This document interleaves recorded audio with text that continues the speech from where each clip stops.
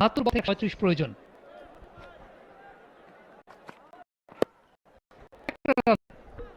কোন রকমে ঘুরিয়েছেন বলা চলে। ব্যাটিংটাও যে খুব ভালো করেন তা না, বোলিংটাও যে পুরো 4 ওভার ওটা পূর্ণ করে দেন তাও না। প্রিমিয়ার লিগে টিকেআরের হয়ে বেশ কিছু ম্যাচ খেলেছেন। যখন মূল তারকাদের রেস্ট দেওয়া হতো তখন দেয়ালরা আসলে সুযোগ পেতেন এবং সেই অভিজ্ঞতা নিয়ে চলে আসেন বাংলাদেশে।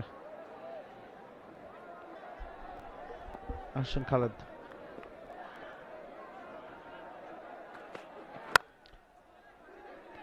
দ্রুততার সঙ্গে একটিবারের জন্য প্রান্ত পরিবর্তন, দ্বিতীয় রান নেওয়ার চেষ্টা, দৌড় দিয়েছেন, ঝেড়ে দৌড় দিয়েছেন, non striker end throw, direct হিটার স্টাম্প ভেঙেছে। মার্ক দেয়াল পৌঁছে গেছেন বলেই মনে হচ্ছে। নাইম ইসলাম একটু বিরক্ত। কার উপর বিরক্ত? নিজের উপর। ডিরেক্ট হিট, মার্ক দেয়াল ডেফিনেটলি আউট। সেটা ডিরেক্ট হিট হননি, আসলে বলটা করতে পারেননি, হাত দিয়ে ভেঙে দিয়েছিলেন। ভালো run running between the wicket. যখন বাউন্ডারি আসছে না বেশি, এ ধরনের সিঙ্গলস ডাবলসও খুব ইম্পর্টেন্ট। এবং খালেদ মাহমুদ সুযোগ দিচ্ছেন, খালেদ আহমেদ সুযোগ দিচ্ছেন না খুব একটা।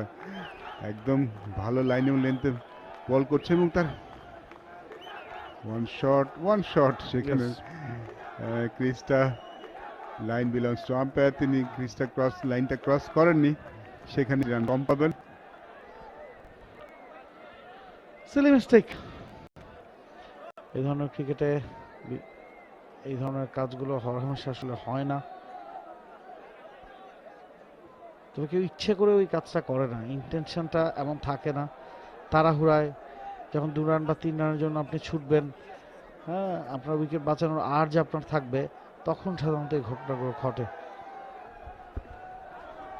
Line belongs to the umpire.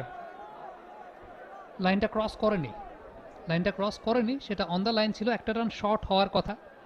Umpire Gazi Sohel সেটা জানিয়ে দিয়েছেন যে একটা রান শর্ট হবে, অর্থাৎ এক্ষেত্রে ব্যাটাররা দুবার জন্য প্রান্ত পরিবর্তন করেছেন, কিন্তু রান হবে আসলে একটা।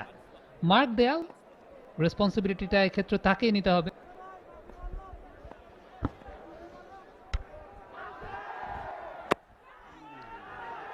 পুরোপুরি ডিভিয়েশনে বিট হয়েছেন বিজয়, একটা ইনসাইড এজ ক্যারি করেছে। বেশ ভালো বোলিং করছেন খালেদ, বেশ ভালো পুরো টুর্নামেন্ট জুড়েই। হ্যাঁ, দুসময় যাচ্ছেন দেখে বলছি ব্যাপারটা তা না। 1.3 ওভার 4 রান দিয়েছেন, একটা ডট, একটা ওয়ান, একটা লেগ বাই। আগের ওভারটা তার ভালো গেছে।